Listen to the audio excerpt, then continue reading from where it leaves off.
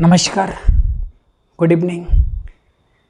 सबको दिल से एक बार सत श्री अकाल, आदाब और अस्सलाम वालेकुम। बहुत अच्छे से आपकी पढ़ाई चल रही होगी, इस उम्मीद में हम भी हैं कि आप लोग कुछ अच्छा कर चाहने की चाहत में आप लोग आगे बढ़ रहे होंगे। तो इसी प्रक्रिया के तहत इतिहास के उत्तरवर्ती मुग़ल शासक का आज अंतिम क्लास होगा और इसी क्लास की समाप्ति के पश्चात हम जहाँ से लोग प्रायः पढ़ा करते हैं आधुनिक भारत की शुरुआत करने के लिए, और उस टॉपिक का नाम है यूरोपीय कंपनियों का आगमन, एडवेंट ऑफ यूरोपियंस। यहाँ से हम टॉपिक की शुरुआत लोग कहते हैं करने के लिए, लेकिन हमने थोड़ा बैक जाके शुरू किया तो आपको खुद समझ में आया होगा कि मैंने उस टॉपिक को उठाया जिस टॉपिक को प्रायः कोई टच नहीं करता है। लेकिन इस टॉपिक को पढ़ने के बाद आपको ये ज़रूर आभास हुआ होगा कि पीछे की परिघटना कैसे परिवर्तित हुई कि भारत में लोगों का आना प्रवेश होना या छोटे छोटे शक्तियों का उदय होना। अगर आप खुद सोचिए कि मैं इसको बिना पढ़ाए अगर आपको बंगाल, अवध और मराठा और मैसूर की शुरुआत किया होता तो उसकी पृष्ठभूमि आपको कैसे पता चलती। मोहम्मद शाह रंगीला के शासनकाल में छोटे छोटे सारे राज्य स्वतंत्र हो रहे थे, तो कैसे हो रहे थे ये सारी बीड़ा तो मैंने आपके साथ बजाई थी, और इसी बीड़ा की बंसी का परिणाम था कि हम लोग आधुनिक भारत में यूरोपीय कंपनियों के आगमन के बाद ही उस टॉपिक को उठा लेंगे जो मोहम्मद शाह रंगीला के शासनकाल में स्वतंत्र हुए थे, जिसमें बंगाल था, अवध था, मराठा था, मैसूर था। तो मुझे उम्मीद है कि आपको बहुत अच्छे से समझ में आया होगा। और आज ये अंतिम वीडियो है उत्तरवर्ती मुग़ल शासक का। और दोस्तों, जैसा कि मैं आपसे बता दूं कि मैंने अपने इस target with Hindu Smriti channel पर आपको, मैं न चाहते हुए भी आपकी प्रतिभा को मैंने बहुत ख्याल रखा है और मुझे लगा कि आप लोग बहुत ही डेडिकेटेड हैं, इसलिए मैंने इस चैनल पर हिस्ट्री के साथ साथ मैं आधुनिक भारत और मैंने भूगोल की भी श्रृंखला का शुरुआत किया है।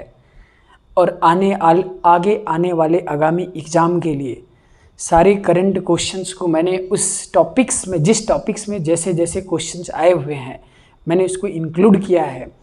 और मुझे उम्मीद है कि आप जब प्रश्न सॉल्व करेंगे तो आपको ऐसा ज़रूर महसूस होगा कि मैंने बहुत अच्छे से अपनी दशाओं में, उचित दशाओं में अनुकूल दिशा का निर्माण किया है। तो मुझे उम्मीद है कि आपको बहुत अच्छा लग रहा होगा, और आपका अच्छा लगना मेरी खुशी का परिणाम होगा। मतलब जब आप अच्छा करेंगे तो मुझे बहुत इंटरनली लेवल से मुझे खुशी होगी, जिस खुशी को मैं आपके सामने प्रत्यक्ष करूँगा, मगर हंस के नहीं। इस मटेरियल्स के इस कंटेंट में और इम्प्रूवमेंट करने के लिए कि आपके आए हुए प्रश्न इस नोट्स से इससे बाहर ना जाएं। और आपको क्या लग रहा है कि आपको इतिहास में नोट्स बनाने की अलग से आवश्यकता कभी नहीं पड़ेगी।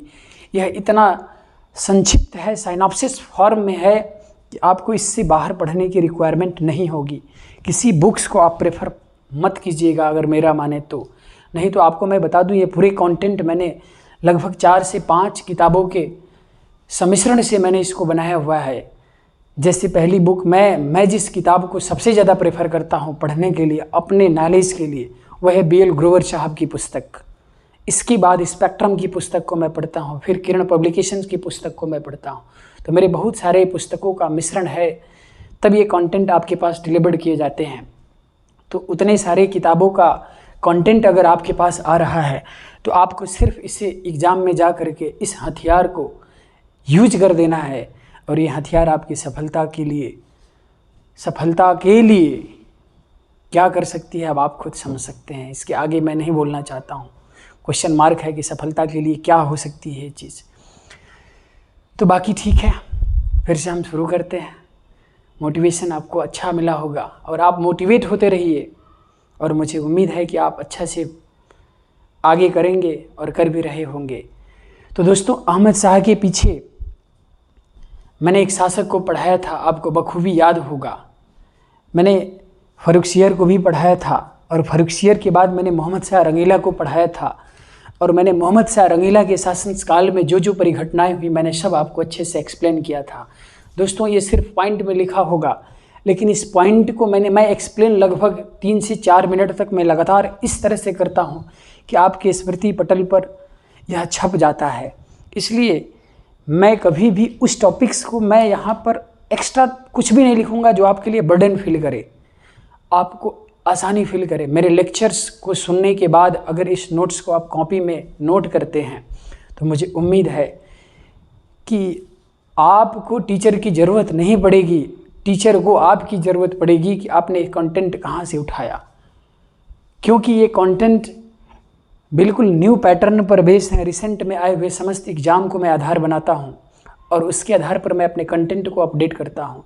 जैसे ही आप ज्योग्राफी का फोल्डर ओपन करेंगे तो उसमें आपको मैंने शुरुआती ही लेक्चर्स में मैंने पूरी ज्योग्राफी में भारत के भूगोल का आपको इस प्रकार से परिचय दिया है कि आपको ये समझ में आ जाएगा कि अगले 10 से 15-20 दिन के अंतर्गत हम भारत के भूगोल में हमारी दशा और दिशा किस प्रकार से होगी, किस रोड मैप के सहारा लेकर के हम हिमालय से स्टार्ट करते हुए हम दक्षिण भारत के तटवर्ती राज्यों तक पहुंच जाएंगे और उस समय तक हम भारत के भूगोल को ख़त्म कर रहे होंगे। उसी के बाद हम विश्व के भूगोल की श्रृंखला का शुरुआत करेंगे। लेकिन मेरा ये 2 इनोवेशन बहुत आपको अच्छा लगेगा। यूपी, बिहार और एमपी, मैंने ये तीनों एग्ज़ाम जहाँ भी हिंदी बेल्ट सर्वाधिक है, मैंने यहाँ एनालिसिस करने के बाद, और उत्तराखंड का भी पीसीएस का एग्ज़ाम हुआ, ये 4-5 स्टेट जो हिंदी बेल्ट के हैं, मैंने वहाँ से एनालिसिस किया है कि ज्योग्राफी हिस्ट्री का वेटेज के साथ साथ साइंस में बायोलॉजी का वेटेज बहुत ज़्यादा है। इसलिए हम ज्योग्राफी के साथ साथ बायोलॉजी का भी मैं शुरुआत करने वाला हूँ लगभग 1 से 2 दिन के अंदर। तो आपको साइंस में आपको बायो स्टार्ट होगा, ज्योग्राफी में आपको भारत का भूगोल स्टार्ट होगा, और हिस्ट्री में मैंने आधुनिक भारत की श्रृंखला में उत्तरवर्ती मुगल शासक का आज अंतिम वीडियो आपके समक्ष प्रस्तुत करने जा रहा हूँ। तो मुझे उम्मीद है कि आप लोगों को मेरा पूरा प्रोफार्मा आपको समझ में आया होगा, और इन्हीं प्रोटोकॉल के अंतर्गत मैं आपके साथ प्रतिबद्ध होकर के कार्यरत रहूँगा। तो आइए शुरू करते हैं। देखो दोस्तों, जब मोहम्मद शाह रंगीला की डेथ होती है और मोहम्मद शाह रंगीला के मरने के बाद मैंने आपको बताया था कि जो शासक हरम में अपने पूरे शासन को व्यतीत करता हो, नंगा दरबार में दौड़ता हो, लेकिन वह सिर्फ उसके अंदर बुराइयां नहीं थी। मैंने बोला किसी भी मनुष्य के व्यक्तित्व का निर्माण सिर्फ बुराइयों से नहीं होता है, उसके अंदर कुछ बुराइयां तो कुछ अच्छाइयाँ होती हैं, लेकिन उसने बुराई ज़्यादा किया और अच्छाई कम किया, इसीलिए उसके ऊपर बुरे का दाग ज़्यादा लगा और अच्छे का दाग कम लगा, क्योंकि उसने जजिया टैक्स को पूर्णतः समाप्त किया भी था। और इतिहास में जो नृप निर्माता की भूमिका अदा करते थे उसकी हत्या इसी ने कराया था, जिसका साथ किसने दिया था आपको मैंने बताया था, निजामुल मुल्क अर्थात चिंगलिस खान ने दिया था। और इसी के समय नादिर शाह का आक्रमण होता है, और नादिर शाह के आक्रमण को भी मैंने बहुत डिटेल में आपके समझ एक्सप्लेन किया हुआ था। तो मुझे उम्मीद है कि आप उस वीडियो को एक बार फिर से देखने की कोशिश करें। अगर कहीं से आपको कॉन्सेप्ट ब्लर जैसा लग रहा है तो आप एक बार फिर से वीडियो को देखें, मुझे उम्मीद है। और वीडियोस को देखने के बाद आप जब पूरे टॉपिक की समाप्ति जैसे ही होगा वैसे ही आप एक अपने आप को इस प्रकार से ढालें कि तुरंत बैक ईयर पेपर क्वेश्चंस को उठाएं और सॉल्व करने की कोशिश करें, और देखें कि कौन सा टॉपिक आपके लिए ज़्यादा परेशान कर रहा है, उसको एक बार फिर से वीडियोस के माध्यम से देखें, तो आपके टॉपिक्स में किसी तरह का कोई इफ और बट नहीं रहेगा। आइए दोस्तों शुरू करते हैं। तो ये मोहम्मद शाह रंगीला का पुत्र है, और मोहम्मद शाह रंगीला का पुत्र मैंने पहला ही पॉइंट लिख दिया है, मोहम्मद शाह रंगीला का पुत्र अहमद शाह था। अहमद शाह जब शासक सत्ता में बना तो मैं आपको बता दूं थोड़ा सा, मैं कुछ पॉइंट इस पे डिक्टेट नहीं करता हूं, इसको एक्सप्लेनेशन के दौरान मैं ले लेता हूं, इसलिए मेरी बातों को बड़ा ध्यान से सुनिएगा। आप कुछ लिखने और प्लस मेरे सुनने की प्रक्रिया में दोनों चीज़ को अगर आपने डाइजेस्ट कर लिया तो एग्ज़ाम बीट करना बहुत बड़ी बात नहीं होती है। कौन बीट करता है? हम ही, और आप लोगों में से कोई ऐसा शख्स ज़रूर होगा जो इस एग्ज़ाम को बीट करता होगा। इसलिए मुझे बहुत अच्छा लगेगा जब आप लोग मेरी बात को बहुत अच्छे से डाइजेस्ट करने की कोशिश करेंगे, तो मुझे भी अच्छा लगेगा और आपको भी अच्छा लगेगा। इसलिए आइए शुरू करते हैं फिर से टॉपिक्स को। टॉपिक क्या है? अहमद शाह। अहमद शाह किसका पुत्र था? मोहम्मद शाह रंगीला का। लेकिन यह मोहम्मद शाह रंगीला का तो पुत्र था, लेकिन यह एक नर्तकी के गर्भ से निकला हुआ बालक था, क्योंकि वह रात दिन हरम में व्यतीत करता था और हरम में व्यतीत करने के साथ ही उसने नर्तकियों से संबंध स्थापित किया और उसी संबंध का परिणाम अहमद शाह के रूप में आपके समझ आता है। यही एक नर्तकी का पुत्र था और उसी नर्तकी में एक राजमाता के नाम से प्रसिद्ध थी उधम बाई। क्या नाम था? उधम बाई। और उधम बाई के प्रेमी का नाम था जावेद खां। इसने क्या किया? जावेद खां को अच्छा सा पद दे दिया और इसमें अब सोचिए प्रेमी और प्रेमिका के वर्चस्व में यह शासन सत्ता को स्थापित कर रहा है, जिसमें मोहम्मद शाह रंगीला की एक प्रेमिका से इसकी पैदाइश होती है और वह नर्तकी थी। नर्तकी का पुत्र था अहमद शाह। जब नर्तकी के गर्भ से यह पैदा होगा और नर्तकी में ही जो सबसे श्रेष्ठ थी नर्तकियों में, उसका नाम था उधम बाई। क्या नाम था दोस्तों? उधम बाई। और यही राजमाता के नाम से प्रसिद्ध थी पूरे उत्तरवर्ती मुगल शासक में, इसके दरबार में। और राजमाता का इसके प्रशासनिक कार्यों में बहुत ज़्यादा इंटरफेरेंस था, हस्तक्षेप करती थी हर जगह, अपने अनुसार शासन सत्ता चलाने चाहती थी। तो इसके हस्तक्षेप का परिणाम यह हुआ कि इनके एक प्रेमी थे, उधम बाई के प्रेमी का नाम क्या था? जावेद खां। क्या नाम था? जावेद खां। जावेद खां को अच्छा सा पद दे दिया और बोला कि माता आप जैसे कहोगी वैसे ही तो मैं करूँगा। माता ने कहा कि तू अपने बाप के चरित्र चित्रण को देखो कैसा था, इसलिए मेरे रोल को बैक मत होने देना। इसलिए यह प्रशासनिक कार्यों में इनका हस्तक्षेप बढ़ता चला गया और अहमद शाह के शासनकाल में हस्तक्षेप लगा कि यार ये भी नालायक है, ये रंगीला तो कुछ अच्छा भी करके गया, ये बिल्कुल ही नालायक है जिसके दरबार में प्रेमी और प्रेमिकाओं का वर्चस्व चल रहा है और उन्हीं का प्रशासनिक कार्यों में हस्तक्षेप चल रहा है, तो ये क्या करेंगे? प्रेम से खाली होंगे तब तो कुछ आगे बढ़ेंगे। तो हुआ यही, लेकिन लोग इस तरह की आशा इससे कर चुके थे कि कुछ करेगा नहीं। लेकिन दोस्तों, जब यह मोहम्मद शाह रंगीला के शासन काल में था तो उस समय जवान था, यंग था। उसी समय मोहम्मद शाह रंगीला ने एक बार इसे पंजाब में मोहम्मद शाह रंगीला के शासन काल में ही अहमद शाह अब्दाली जो था वह कौन था? आपको मैंने बताया था, नादिर शाह का सेनापति। नादिर शाह ने कब आक्रमण किया? 1739 ईस्वी में आक्रमण किया था। उसी के 10 साल बाद उसको लगा कि यार जब मेरे प्रभु ने इतनी प्राप्ति किया, इतने धन ले गया, तख्त ताउस ले गया, कोहिनूर का हीरा ले गया, तो हम किस काम की? हमें कुछ चाहिए नहीं, हमें तो सिर्फ धन की प्राप्ति चाहिए। तो धन की चाहत और धन का लालच बहुत बड़ा चीज़ होता है। इसलिए धन की लालच में अहमद शाह अब्दाली फिर से पंजाब के द्वार के सामने आकर के भारत पर आक्रमण करने की कोशिश करेगा। उसी समय पंजाब के पास एक जगह है मच्छीवाड़ा के तट पर इसी अहमद शाह ने इसे क्या कर दिया? पराजित कर दिया। दोस्तों सोचो, जो नादिर शाह का सेनापति हो, जिसने भारत में कत्लेआम मचाया था, और सिर्फ कत्लेआम ही नहीं मचाया, भारत में शासक जिस गद्दी पर बैठती थी उस गद्दी को भी उठा करके लेके चला गया और ईंटे पे बैठने के लिए मजबूर कर दिया। वैसे शासक को, वैसी सेनाओं को, वैसे सेनापति को पराजित करना एक बहुत बड़ी जीत था भारत के लिए। तो मुगलों को ऐसा लगा कि अहमद शाह के अंदर तो प्रतिभा की कमी नहीं है, लेकिन उधम बाई और जावेद खां का हस्तक्षेप इतना था कि चाह के भी कुछ नहीं कर पाता था। लेकिन हुआ यही, जब देखो ये जो मच्छीवाड़ा के तट पर पराजित करेगा, यह मच्छीवाड़ा के तट पर पराजित कब किया था? मोहम्मद शाह रंगीला के शासन काल में। इसलिए मैंने लिखा है कि रंगीला के शासन काल में मच्छीवाड़ा के तट पर अहमद शाह अब्दाली को पराजित करता है। बात समझ में आ गई आपको? तो जब रंगीला की जब मृत्यु हो गई, तो रंगीला की मृत्यु के पश्चात जब यह शासक बन के आता है, तब लोगों को लगा कि अच्छा काम करेगा क्योंकि पराजित किया हुआ है। लेकिन माता उधम बाई का हस्तक्षेप था और उधम बाई के हस्तक्षेप का परिणाम यह हुआ कि जब यह शासक बना, तो अब मेरे को बताओ, जो सेनापति पराजित किया है जिसको, वह इसको छोड़ेगा? नहीं छोड़ेगा। इसलिए आपसे जो प्रश्न पूछेगा, प्रश्न पूछने के तरीके को आप पहले पकड़ लो कि नादिर शाह का आक्रमण किसके शासनकाल में हुआ? तो इसके शासनकाल में, रंगीला के शासनकाल में हुआ। अहमद शाह अब्दाली का आक्रमण किसके शासनकाल में हुआ? तो वो भी मोहम्मद शाह रंगीला के शासनकाल में हुआ। लेकिन अगर प्रश्न थोड़ा सा घुमा दिया कि सबसे ज़्यादा आक्रमण किसके शासनकाल में हुआ, तो वह अहमद शाह के शासनकाल में होगा। रीजन आपको समझ में आया?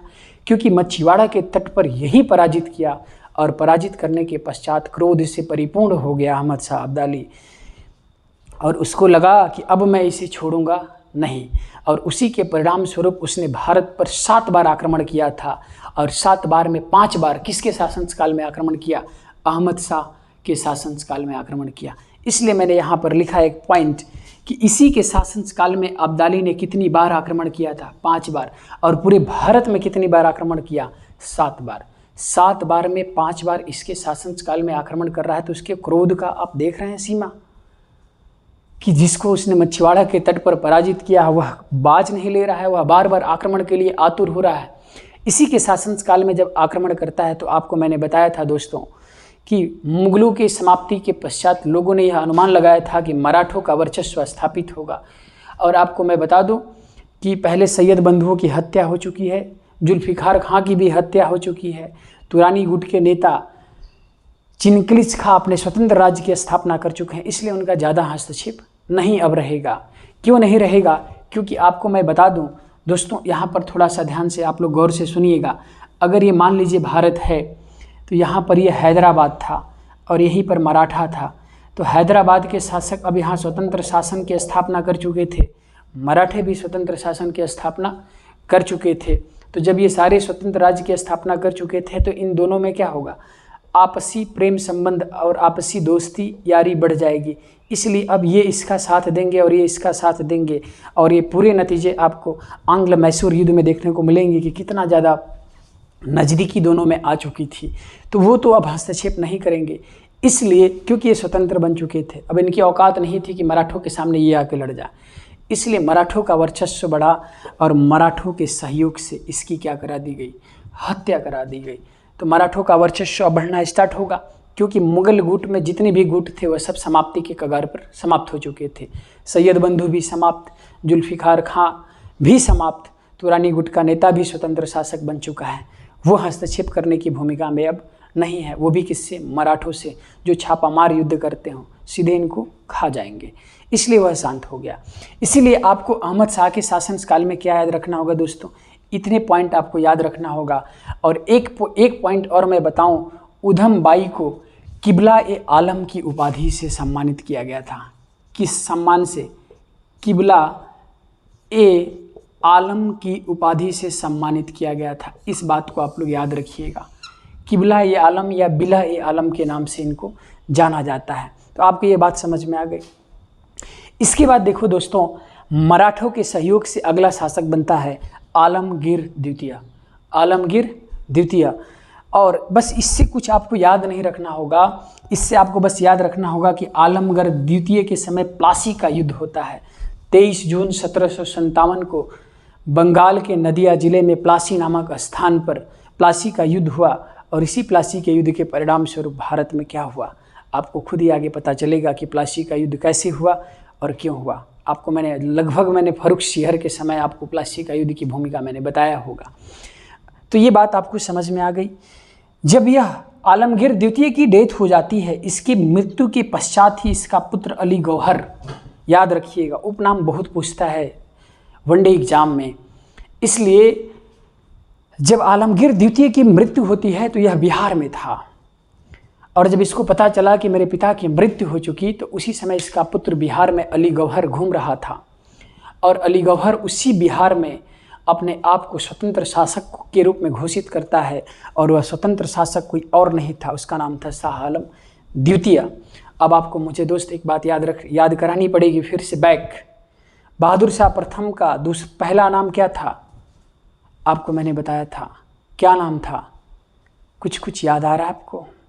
नहीं आ रहा है।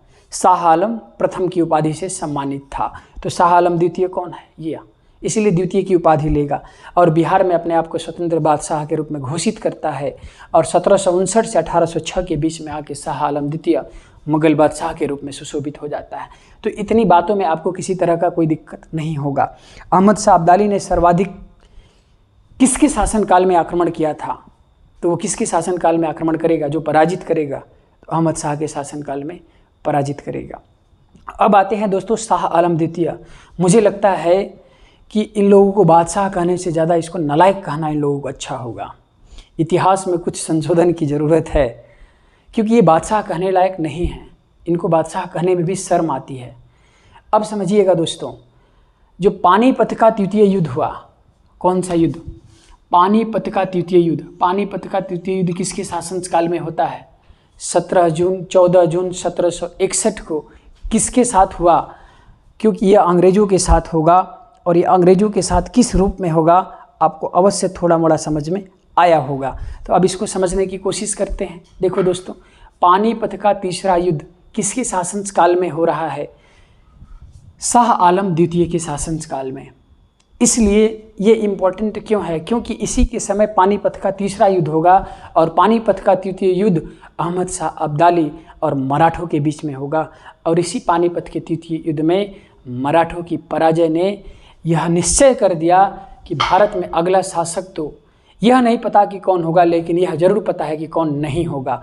अर्थात मराठे जो उत्कर्ष की तरफ बढ़ रहे थे, उनकी शासन सत्ता समाप्ति की कगार पर खड़ी हो गई, और भारत में किसका शासन हो गया? अंग्रेजों का। तो देखो दोस्तों, 1761 में मराठे पूरी तरह से सिमट गए, समाप्त हो गए। इसीलिए 1764 में 22 अक्टूबर 1764 को बक्सर का युद्ध होता है। और बक्सर का युद्ध क्यों होगा, थोड़ा सा इसकी बैकग्राउंड बता देते हैं आपको। दोस्तों देखो, बंगाल में नवाबों का क्रम चल रहा था। बंगाल का प्रथम शासक कौन था? आपको अवश्य अगर पता नहीं होगा तो आगे पढ़ाने के बाद आपको बहुत अच्छे से समझ में आएगा कि बंगाल का नवाब कौन था, और बंगाल का नवाब उस समय, जिस समय बक्सर का युद्ध हुआ, कौन था। तो मैं थोड़ा सा आपको समझाने की कोशिश करता हूँ। देखो दोस्तों, बंगाल की स्थापना मुर्शिद कुली खां ने किया था। मुर्शिद कुली खां के बाद अलीवर्दी खां ने बना। अलीवर्दी खां के बाद सिराजुद्दौला बना, जिसकी मौसी का नाम घसीटी बेगम था, और उस समय पूर्णिया का नवाब शौकत जंग था। यह दोनों इसके मौसी, शौकत जंग इसके मौसी का लड़का था। 3 लड़कियां थीं, लड़के तो थे ही नहीं। किसके? अलीवर्दी खां के। इसलिए अपनी विरासत को सौंप के चले गए थे सिराजुद्दौला को, और यही युद्ध का कारण बना, और यही अंग्रेज़ों के हस्तक्षेप का कारण बना। जब सिराजुद्दौला ने आक्रमण किया था, उस समय ब्लैक होल की घटना हुई थी, और ब्लैक होल की घटना के पश्चात ही प्लासी का युद्ध हुआ था, और प्लासी के युद्ध के पश्चात ही नवाबों का क्रम बदलता चला गया। प्लासी के युद्ध के विजय के पश्चात अंग्रेज़ों ने मीर जाफ़र को बंगाल का नवाब बनाया। मीर जाफ़र के नवाब बनने के पश्चात मीर जाफ़र से इतनी ज़्यादा डिमांड कर चुके थे कि इन लोगों को लगा कि मीर जाफ़र भी हमारे खिलाफ षड्यंत्र कर रहा है। इसलिए डचों से इन लोगों को पराजित किया। बेदारा के युद्ध में 1759 में डचों को पराजित करके भारत से भगा दिया, और जब डच भारत से भाग गए तो इन लोगों को लगा कि मीर जाफ़र षड्यंत्र कर रहा है, इसलिए मीर जाफ़र को बादशाह की गद्दी से नवाब की गद्दी से हटा दिए, और मीर कासिम को बंगाल का नवाब बनाया। मीर कासिम को जब बंगाल का नवाब बनाया तो मीर कासिम से भी परेशान हो गए। मीर कासिम ने क्या किया कि पूरा टैक्स ही मुक्त कर दिया, बोला सब लोग टैक्स में फ्री से करेंगे। इस बात को लोग समझ नहीं पाए अंग्रेज़, और अंग्रेज़ों ने मीर कासिम को जैसे ही शासन सत्ता से हटाता है और फिर से मीर जाफ़र को बंगाल की गद्दी पर बैठाता है, तो वही मीर कासिम निकल करके उस समय जो बादशाह होगा उसी के पास जाएगा, और ये नालायक बादशाह था शाह आलम द्वितीय। शाह आलम द्वितीय के पास आता है मीर कासिम, और उस समय अवध का नवाब कौन था? शुजाउद्दौला। बात समझिएगा ना, इतनी बात को कोई दिक्कत? देख रहे हो कॉन्टेक्स्ट कहाँ से जुड़ा हुआ है। इसलिए जब वहाँ हम एक्सप्लेन करेंगे तो आपको समझ में आएगा।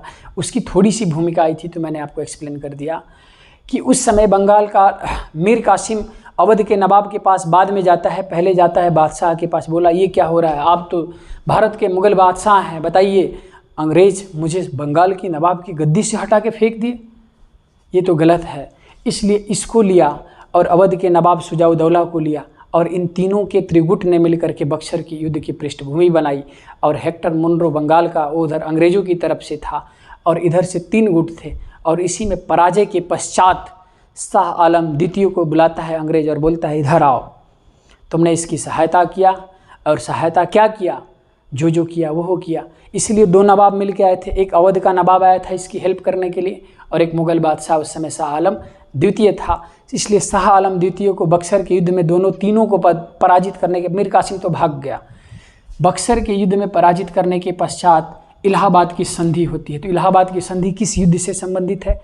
बक्सर के युद्ध से। किसके समय में हुआ? शाह आलम द्वितीय के समय में। और इसी इलाहाबाद की संधि से इसको बोला ये 26 लाख रुपए लो और तुमको वार्षिक पेंशन दूंगा। इसीलिए भारत का पहला मुगल बादशाह जो अंग्रेजों का पेंशनर बना, उसका नाम है दोस्तों शाह आलम द्वितीय। समझ में आया होगा। मुझे लगता है किसी तरह का कोई कन्फ्यूजन आपके खोपड़े में नहीं होगा।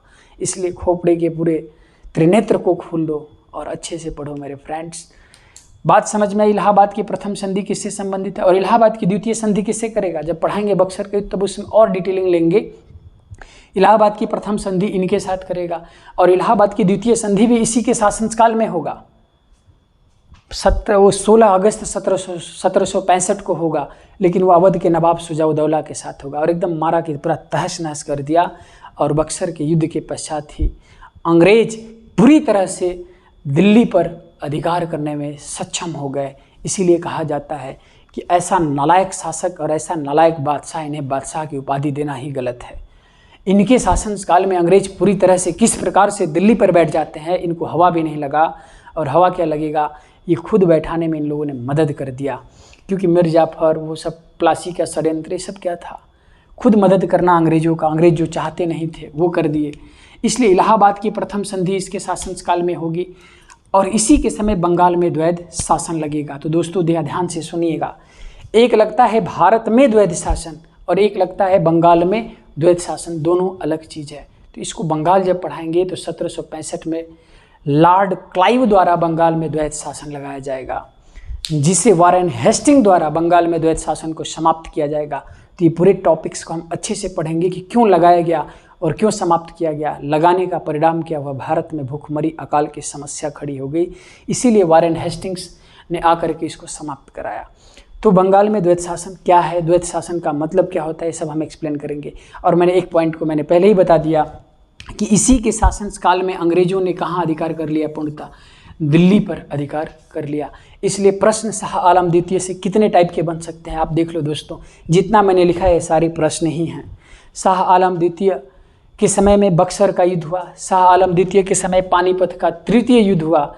शाह आलम द्वितीय के समय 1765 में बंगाल में द्वैध शासन लगा। शाह आलम द्वितीय के समय बक्सर युद्ध की पराजय के पश्चात इलाहाबाद की प्रथम संधि होती है। शाह आलम द्वितीय के शासनकाल में ही अंग्रेजों का दिल्ली पर अधिकार हो गया।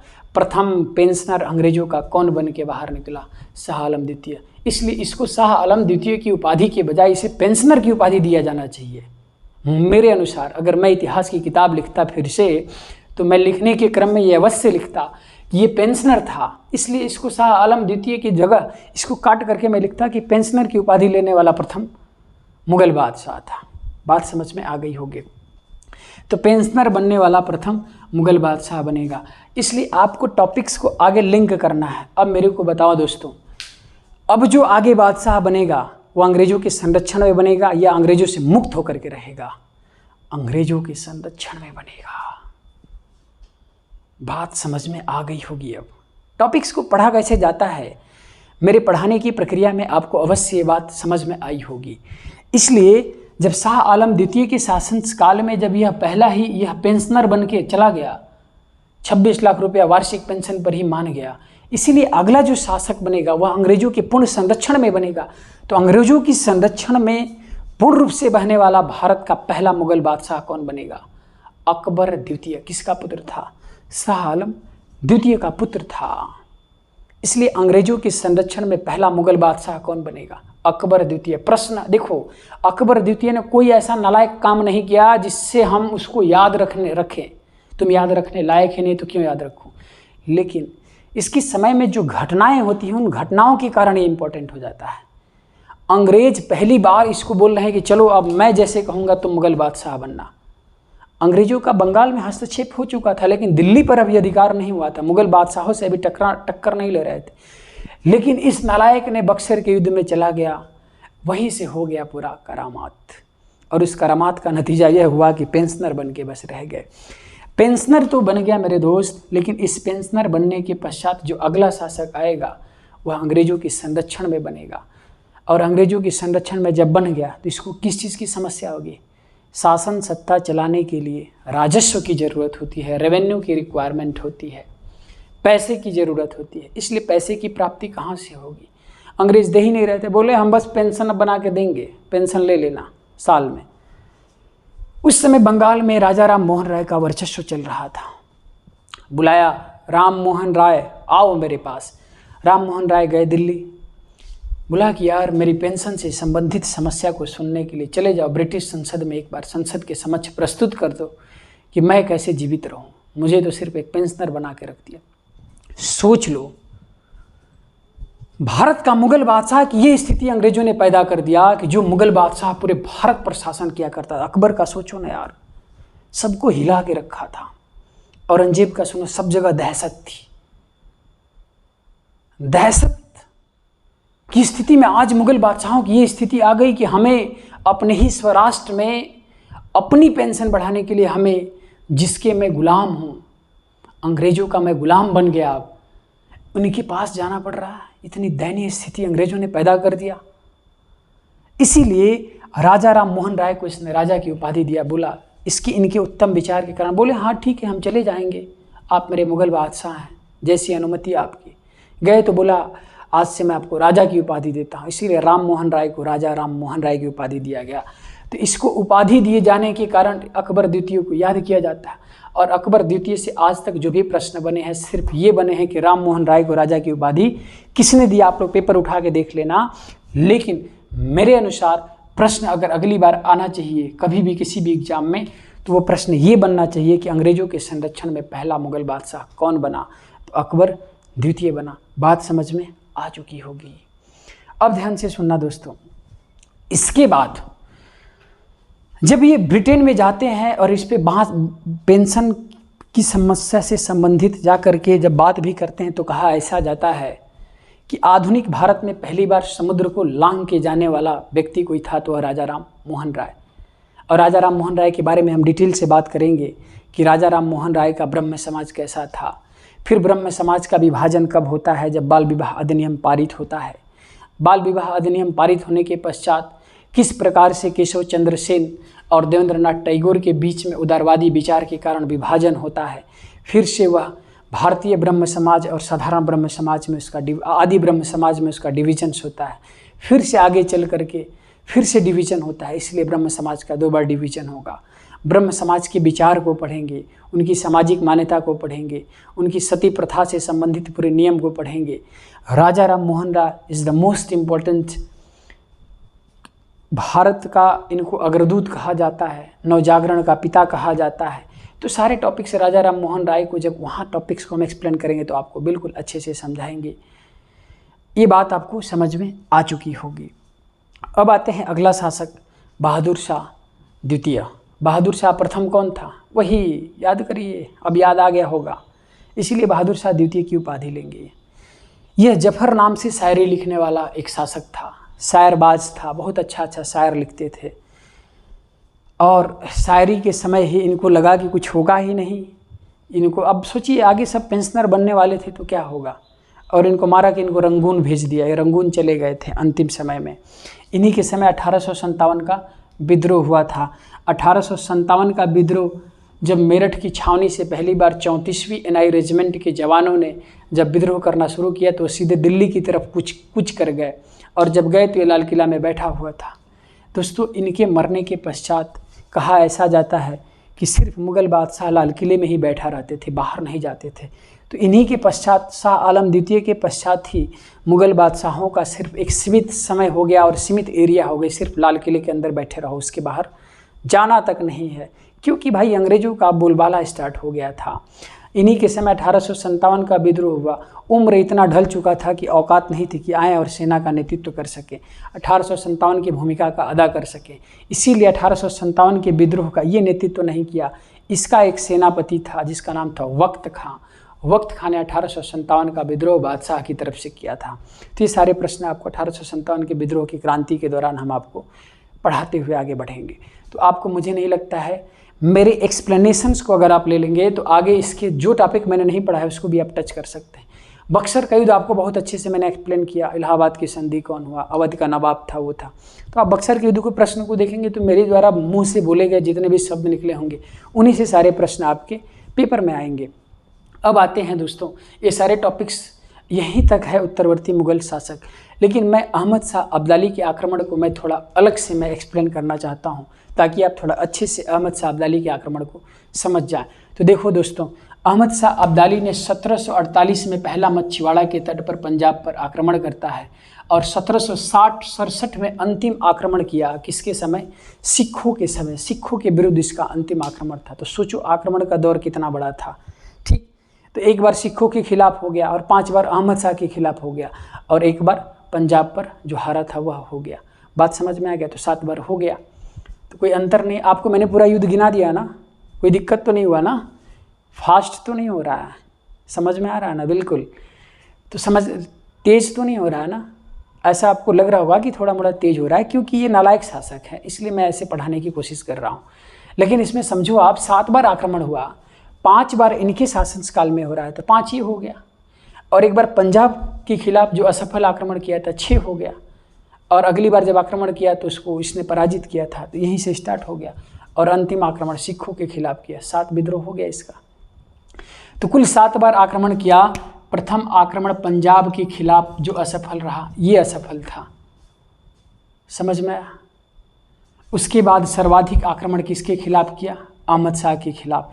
इसे दुर्रे दुरानी कहते हैं, ये नाम याद रखिएगा दोस्तों। इसको दुर्रे दुरानी नादिर शाह ने कहा कि मैंने पूरे ईरान के शासन में, ईरान के पूरे बादशाहों के क्रम में मैंने आज तक अहमद शाह अब्दाली जैसा शासक नहीं पाया, इसीलिए इसे युग का मोती क्यों ना कहें, दुर्रे दुरानी क्यों ना कहें नादिर शाह।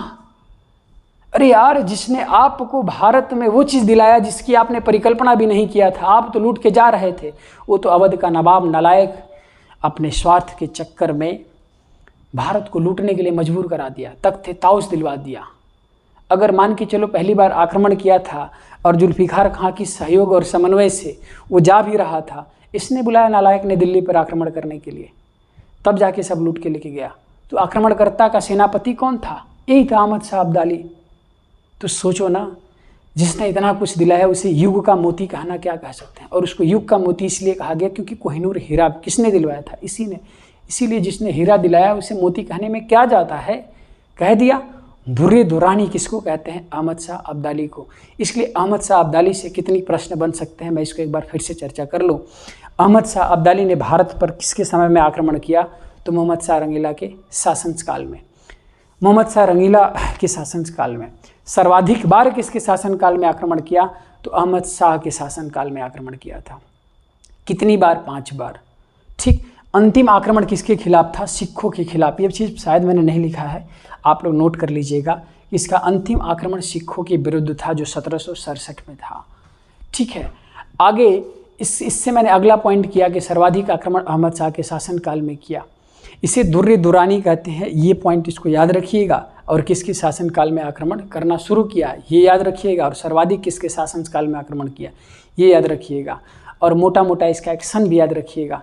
क्योंकि और अहमद शाह अब्दाली से ही क्या हुआ? पानीपत का तृतीय युद्ध। से लिख दीजिएगा कि इसी के समय क्या हुआ? अहमद शाह अब्दाली ने क्या किया? पानीपत का तृतीय युद्ध किया। तीसरा युद्ध, तृतीय युद्ध 1761 में होता है। तो आपको ये बात समझ में आ चुकी होगी कि पानीपत का तृतीय युद्ध यही करेगा। अब जब मैं पानीपत का तृतीय युद्ध पढ़ाऊंगा आपको, और जब मैं अहमद शाह अब्दाली का बार बार नाम लेके आऊँगा, तो आपको दिक्कत तो नहीं होगा ना उस टाइम दोस्तों। इसीलिए मैंने यहाँ से टॉपिक की शुरुआत किया कि आपको जब मैं मराठा पढ़ाऊँगा और पानीपत का तृतीय युद्ध पढ़ाऊँगा, तो उस समय अहमद शाह अब्दाली जब मैं नाम लूँगा ना, तो आप सिर्फ रटोगे, समझ नहीं पाओगे कि क्यों अहमद शाह अब्दाली, कहाँ से आ गया ये नाम। समझ में आ गया? इसलिए मैंने उत्तरवर्ती मुगल शासकों से ही मैंने मॉडर्न हिस्ट्री के स्टार्ट किया, और मैंने समझाया था कि क्यों यहीं से पढ़ते हैं।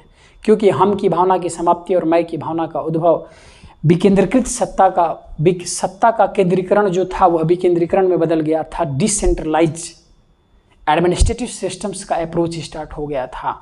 इसीलिए हम लोग औरंगजेब की मृत्यु के पश्चात ही हम लोग उत्तरवर्ती मुगल शासक को पढ़ते हैं। मुझे उम्मीद है दोस्तों मेरे भाई कि आपको बहुत अच्छे से समझ में आया होगा। उत्तरवर्ती मुगल शासक की अंतिम वीडियो थी और आप इसको अच्छे से प्रिपेयर करिएगा। और कल से आपको मैं यूरोपीय कंपनियों के आगमन से मैं टॉपिक की शुरुआत करूँगा और मुझे उम्मीद है कि आपको बहुत अच्छा लगेगा। दोस्तों, एक बार फिर से मैं कहना चाहूँगा कि मेरी बात कुछ अधूरी रह गई थी। भूगोल की क्लास में मैं बता रहा था कि इस चैनल्स, कुछ लोगों ने मेरे पास व्हाट्सएप मैसेज कर रखे थे कि सर इस चैनल टारगेट विथ हिंदू स्मृति का तात्पर्य क्या है, स्मृति वर्ड क्यों लिखा गया है। दोस्तों, इस चैनल की शुरुआत मैंने अपनी माँ की स्मृति में किया है। मेरी माँ की एक हार्दिक इच्छा थी कि मैं कुछ अच्छा करूं और मैं अच्छा कर भी रहा हूं। और उसी क्रम में उनका साथ आज से 4 साल पहले छूट गया, जिन्होंने मुझे छोड़ के चली गई। इसलिए मैंने सोचा कि वो हैं तो नहीं, लेकिन मैं उन्हें जीवित ज़रूर रखूँगा और उन्हीं को जीवित रखने के लिए, उनके विचारों को आप तक संप्रेषित करने के लिए मैं जो हूँ उन्हीं का विचार हूँ, जो मैं बोलता हूँ उन्हीं का विचार है, जो मैं इतना समर्पण के साथ करता हूँ उन्हीं का साथ है। इसलिए उनकी साथ और उनकी याद का परिणाम आप लोगों के साथ हूँ। इसीलिए मैं target with Hindu Smriti channel से अपने लक्ष्य की प्राप्ति का मैंने उद्देश्य रखा और शायद मैंने सोचा कि उनका विचार था कि मैं लोगों का हेल्प करूं और मेरे पास जो कुछ है मैं उससे आपका हेल्प कर रहा हूं। मेरे पास ज्ञान है, इसलिए मैं ज्ञान के माध्यम से अपने माँ के विचारों को आपके समक्ष प्रसारित करने की कोशिश कर रहा हूं। और मुझे उम्मीद है कि वो है नहीं, लेकिन ज़रूर इस कार्यक्रम को देख करके वो बहुत अति प्रसन्नता फील कर रही होंगी और उनकी खुशी ही मेरे लिए सबसे बड़ी खुशी है। जहाँ भी हैं वह प्रसन्न हैं और मेरे कार्यों से उनको अति प्रसन्नता होती होगी और उनकी प्रसन्नता मेरी प्रसन्नता और मेरे प्रसन्न होने में आप लोग भी प्रसन्न हैं, क्योंकि आपको मैं डेडिकेशंस के साथ आपके साथ कार्यरत हूँ। तो मुझे उम्मीद है कि आपको समझ में आया होगा कि इसकी पृष्ठभूमि क्या है, टारगेट विथ हिंदू स्मृति का। तो आपको बात बहुत अच्छी लगी होगी, इसलिए मैं इतने समर्पण के साथ आपके साथ लगा रहूँगा। और दोस्तों, तब तक लगा रहूँगा जब तक आपको मेरी ज़रूरत होगी। देखो दोस्तों, एक बात याद रखिएगा, बैसाखी के सहारे कभी भी कोई सफल नहीं हुआ है। मैं आपको बैसाखी देने की कभी कोशिश नहीं करता हूँ, इसीलिए मैं टॉपिक्स को बहुत गहराई तक लेके जाता हूँ कि आज किसी भी एग्ज़ाम में आप बैठें तो आप अपने आप को निराधार ना समझें कि मैं तो पढ़ा ही नहीं हूँ, मैं तो डेप्थ पढ़ा ही नहीं हूँ। यूपीएससी की तैयारी करने वाला ही जीएस डेप्थ जानता है, ऐसा नहीं है। आपको मैं रियलिटी के साथ एक बात बताता हूँ, कॉन्सेप्ट। मैंने यूपीएससी के अंतर्गत वाजीराव रेड्डी तक बच्चा किया हुआ, मैंने उसको ज्योग्राफी ऑप्शनल जब पहली बार पढ़ाया, उनको जो भी वो भैया थे एक, मैंने उनको जब पढ़ाया तो उनको ये एहसास हुआ कि ज्योग्राफी पढ़ी कैसे जाती है। और मुझे उस दिन एहसास हुआ जिस दिन वो अपनी मैडम से ये बात बोलने लगे। मैं उन्हीं के साथ ही था और उन्होंने बोला, जब दिल्ली में ठंडी में बारिश हो रही थी तो उन्होंने एक बात बोला कि समझ रही हो ये कौन सी बारिश है? वो बोली बारिश है। बोला पछुआ बिच्छोव है। तो मुझे उस दिन बहुत प्रसन्नता हुआ कि जिस टॉपिक को मैंने पढ़ाया उन्होंने जी करके इस चीज़ को बोला कि यह वेस्टर्न डिस्टर्बेंस का रिजल्ट है, दिल्ली में ठंडी में बारिश होना। तो दोस्तों, मुझे याद है, तो इसीलिए मैं आपसे चाहूँगा कि आप भी इस तरीके से पढ़ें कि चीज़ों घटनाओं को आप जोड़ करके बता सके, सिर्फ पढ़े नहीं। जब भारत में मानसून का आगमन हो तो आप जून में देखिए बारिश हो रही है तो आपको बोलना चाहिए कि दक्षिण पश्चिम मानसून का आगमन हो चुका। आप भी अगर बोलोगे वर्षा हो रही है तो आपके पढ़ने और दूसरों के पढ़ने में क्या अंतर है। तो दोस्तों, यूपीएससी हो चाहे बीपीएससी हो चाहे कोई भी चीज़ हो, आपके अगल बगल अगर कोई भी भ्राता, चाहे पटना में हो, चाहे पटना की किसी भी टोली में हो, चाहे मुखर्जी नगर हो, चाहे राजेंद्र नगर हो, चाहे इलाहाबाद का कटरा हो, कोई भी जगह की मैं बात बता रहा हूँ, जहाँ भी कंपटीशन का क्षेत्र है, अगर आपके आसपास कोई भी सिविल का एस्पिरेंट्स होगा जो आपसे ऊंची तैयारी करता हो, एक बार उससे अवश्य मिलिएगा।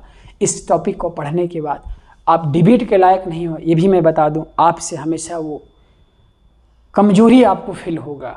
इसका रीज़न है क्योंकि यूपीएससी का बंदा सिर्फ करंट मैटर पर, और मैं बता दूं कि सबसे पहली बात है कि यूपीएससी के सिलेबस को समझने में लोगों को 3 से 4 साल लग जाते हैं। इसके बाद वो तैयारी करते हैं। जिनका बैकग्राउंड बिल्कुल कमज़ोर होता है ना, उनको तो हवा ही नहीं लगता है। अक्षांश और देशांतर में अंतर तक बताने में अक्षम होते हैं। इसलिए मेरे दोस्त, आप यूपीएससी की भी तैयारी करते हो, बीपीएससी की भी तैयारी करते हो और किसी भी वनडे एग्ज़ाम की तैयारी करते हो, आप कभी भी किसी से कमज़ोर महसूस नहीं करेंगे। मैंने बोला था कि आपकी घोंसले को मैं इस तरह से मैं मजबूत करूँगा कि आप तूफ़ान को भी हवा समझ करके स्वीकार करने में सक्षम हो जाएंगे, किसी तरह से कोई ऑब्जेक्शन नहीं होगा। इसलिए दोस्तों, मेरे चैनल को, मेरी माँ की स्मृति में निर्मित इस चैनल को, target with Indu Smriti channel को आप लोग सब्सक्राइब, शेयर एंड लाइक अवश्य करिएगा। ठीक है, मैं उनके विचारों को आप तक प्रसारित करने में सक्षम, आप लोगों के ऊपर है। आप लोग चाहेंगे तो उनके विचारों को मैं सिर्फ आप लोगों तक ही नहीं, मैं पूरे हिंदुस्तान तक ही नहीं, मैं पूरे वैश्विक परिदृश्यों में मैं उनके विचारों को फैलाना चाहता हूँ और मैं अवश्य फैला सकता हूँ। आपको ये भी समझ में आ रहा होगा उनका कौन सा विचार, यही विचार। उनका विचार था हेल्प करना, उनका विचार था जो तुम्हारे पास है वो दूसरों को देने की कोशिश करो। वो चीज़ मैं आपके पास कर रहा हूँ और बिल्कुल तन्मयता के साथ, तन मन और आत्मा तीनों मेरे साथ हैं, इसीलिए मैं इसको तन्मयता के साथ आपके साथ लगा हुआ हूँ। किसी तरह का कोई भी इफ़ और बट छोड़ने की कोशिश नहीं करूँगा। जहाँ छूटता है वहाँ मैं आपको एक्सप्लेनेशन के दौरान ले लेता हूँ टॉपिक। देखो, जैसे ये चीज़ छूट गया था, यहाँ पर जावेद खां छूट गया था, किबला आलम छूट गया था, लेकिन मैंने उसको एक्सप्लेनेशन के दौरान मैंने लिया आपके समझ। इसलिए दोस्तों, आप लोग इतने तन्मयता के साथ पढ़िए। देखो, तन्मयता का मतलब है तन, मन और आत्मा जब तीनों एक साथ हो जाती है तो किसी भी लक्ष्य की प्राप्ति बहुत आसानी से हो जाती है। इसलिए तन्मयता अपने अंदर लेके आइएगा। और याद रखिएगा, जब कृष्ण ने अर्जुन को उपदेश देना शुरू किया तो उन्होंने बोला कि स्थित प्रज्ञ बनो, प्रारब्धता से युक्त हो जाओ। स्थित प्रज्ञ का मतलब है स्थितियों के अनुसार निर्णय निर्माण की प्रक्रिया को निष्पादित करो। इसलिए स्थिति आपकी जैसी है वैसा आप लोग निर्णय अवश्य लीजिएगा और स्थिति को मजबूत करिए, इसलिए निर्णय भी मजबूत होगा। तो दोस्तों, धन्यवाद और कल से हम मिलते हैं एक नई वीडियो के साथ और उमंग और जोश भरे रहिएगा। इसलिए गुड नाइट, टेक केयर।